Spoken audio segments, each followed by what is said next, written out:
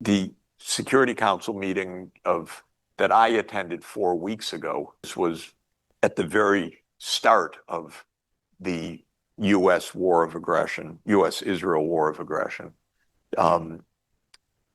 was completely surrealistic, because that day the U.S. and Israel attacked Pearl Harbor style, attacked Iran as the negotiations were supposed to take place the next day in Vienna. Okay, so they made their surprise attack. They killed the 40 leaders, and there was a Security Council meeting that afternoon at 3 p.m. And I got called that morning by some of the governments and said, "We'd like you to testify, Mr. Sachs." And I said I would be pleased to do so. And I prepared testimony. And then when I arrived at the Security Council, I was told, well, the UK, which chairs that month as president of the Security Council, has ruled out your testimony, so you won't be able to testify. I thought, that's nice. Let's have a good grown-up discussion. But they didn't want that. Okay, so the Security Council meeting started, and the first ambassador that spoke was from Bahrain, which has a 2-year seat. And the Bahraini ambassador said, "I'm here." This was, by the way, a Security Council session called by Iran. They had just been attacked by the United States.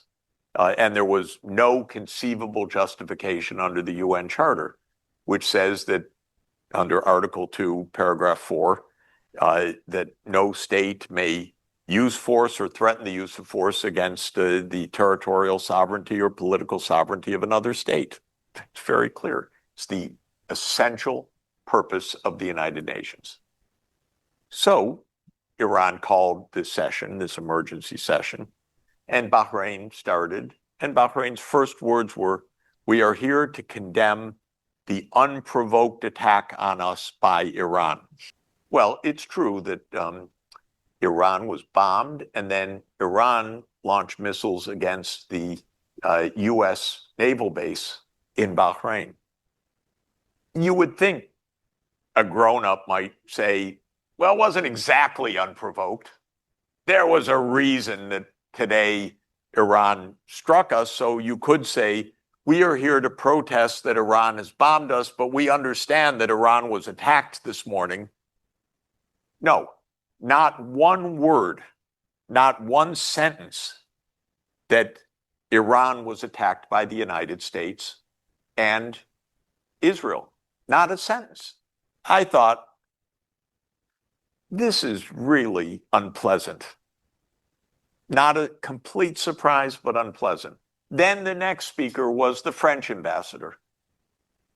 The French ambassador said, "We are here to condemn the attacks by Iran on the Gulf countries, which we stand by." Didn't mention that Israel and the United States had attacked Iran. Not even a sentence. Ladies and gentlemen, this went on for 8 countries. It was Latvia, Greece, Denmark, I don't even remember, Britain, of course, the United States. It's surrealistic. You can't even believe this. How are we not going to blow up the world if you can't say the day of a massive attack that there's a problem here coming from the massive attack? Not even mention it. That's the state of affairs that we're in. Simple, by the way, it was also Colombia and Panama on that list. All you had to do was look at the list of where the U.S. has military bases. That's all. If you have military bases, then Iran made unprovoked attacks on its neighbors. Because you're an occupied country. Because that is the American empire. Because you have lost your sovereignty. and you're basically an instrument of U.S. imperial policy.